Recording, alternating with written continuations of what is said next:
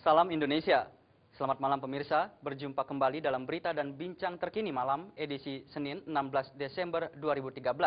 Serangkaian berita telah kami siapkan, diantaranya informasi seputar banjir yang melanda sejumlah daerah dan Komisi 3 DPR mengapresiasi kinerja KPK atas penangkapan Kepala Kejaksaan Negeri Praia, Nusa Tenggara Barat. Saya Wayan Agus Sumarjaya, berikut berita selengkapnya.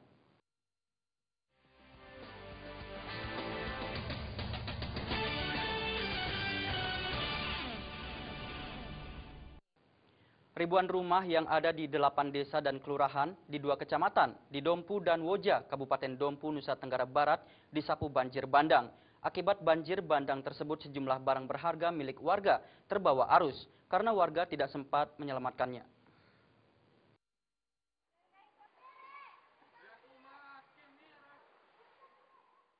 Banjir yang melanda ribuan rumah yang ada di 8 desa dan kelurahan di 2 kecamatan di Dompu dan Woja, Kabupaten Dompu, Nusa Tenggara Barat disapu banjir bandang. Banjir tersebut merupakan kiriman Sungai Laju dan Sungai Silo dan masuk ke pemukiman warga dalam keadaan hujan deras. Akibatnya warga terjebak dalam rumah karena banjir merendam rumah warga hingga ketinggian mencapai 2 meter. Untuk menghindari masuknya air banjir ke dalam rumah, sejumlah warga membuat tanggul seadanya di depan pintu rumah dengan menggunakan batu bata dan juga pasir. Selain merendam ribuan rumah, banjir juga merendam sejumlah sekolah, masjid, dan ribuan hektar lahan persawahan. Warga berharap pemerintah dapat segera membangun tanggul dan bronjong guna menghindari terjangan banjir, karena memang banjir ini terjadi akibat penyempitnya daerah aliran sungai. Terjadi adanya banjir ini bagaimana kali yang dijanjikan akan diperluaskan dan bronjol akan ditambah atau dinaikkan, dan sampai sekarang belum ada hasilnya. Selain merendam ribuan rumah, banjir juga merendam jalan raya pada 5 desa di Kecamatan Woja. Akibatnya arus transportasi lumpuh total. Banjir bandang ini merupakan banjir terbesar di 2 kecamatan tersebut selama musim hujan tahun ini. Dari Dompu NTB, Muhammad Aminullah melaporkan. Misteri hilangnya seorang bocah pelajar kelas 3 sekolah dasar yang diduga hilang akibat terseret arus banjir bandang sekitar 1 pekan lalu akhirnya terungkap. Susi Susanti, anak pasangan Alimuddin dan Murniati, warga desa Sukadamai, Kecamatan Manggelewa, Kabupaten Dompu, Nusa Tenggara Barat ini ditemukan tewas tenggelam oleh tim Basarnas Kabupaten Bima di Bendungan Raksasa, Kecamatan Manggalewa.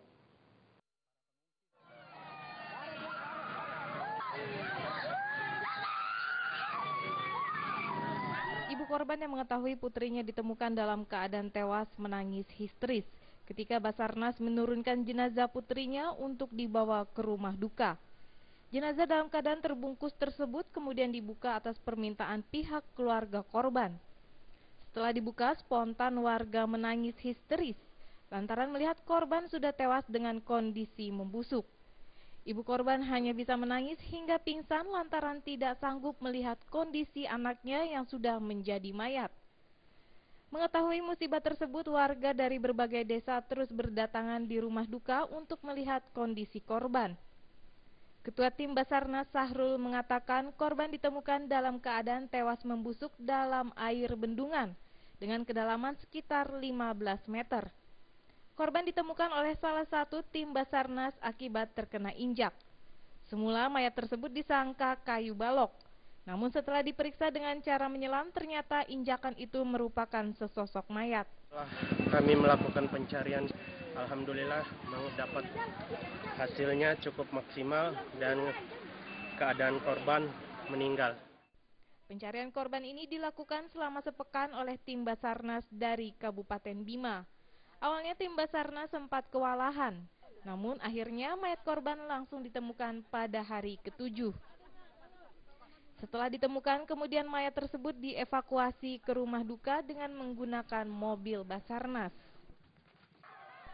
Dari Dompu, Nusa Tenggara Barat, Muhammad Aminullah melaporkan. Hujan deras yang mengguyur kota Ambon mengakibatkan banjir di sejumlah kawasan kota. Sebuah sekolah menengah umum bahkan terendam banjir. Akibatnya aktivitas belajar mengajar terganggu dan para siswanya pun dipulangkan lebih awal.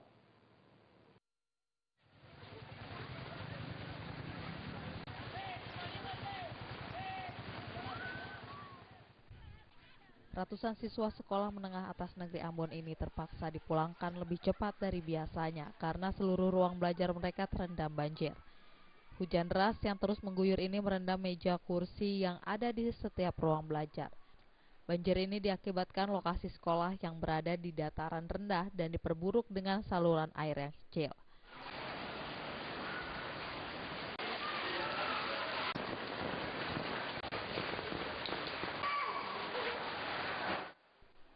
Akibat banjir ini, sekolah diliburkan hingga air yang merendam ruang kelas surut.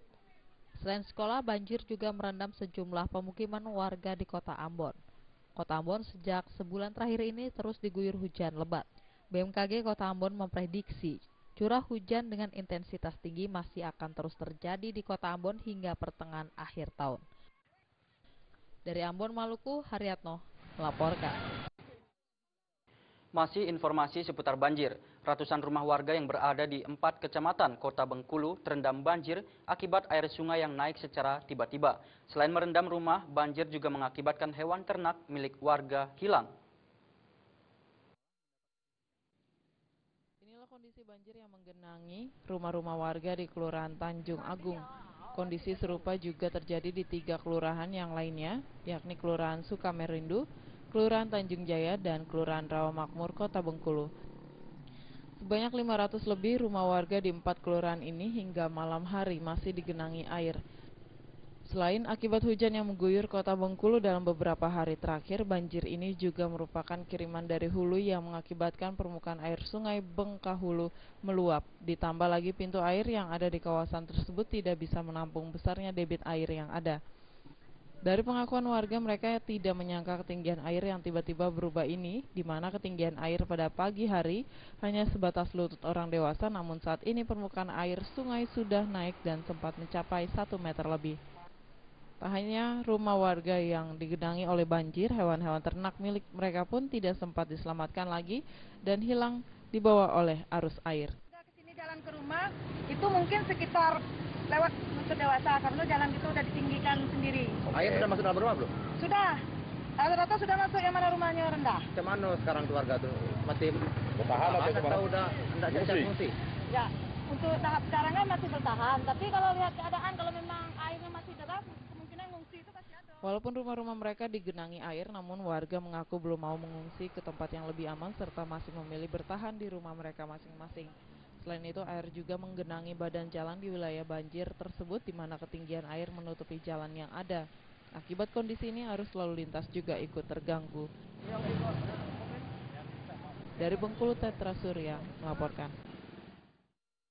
Komisi 3 mengapresiasi kinerja KPK atas penangkapan Kepala Kejaksaan Negeri Praia, Nusa Tenggara Barat. Informasi tersebut akan kami hadirkan sesaat lagi.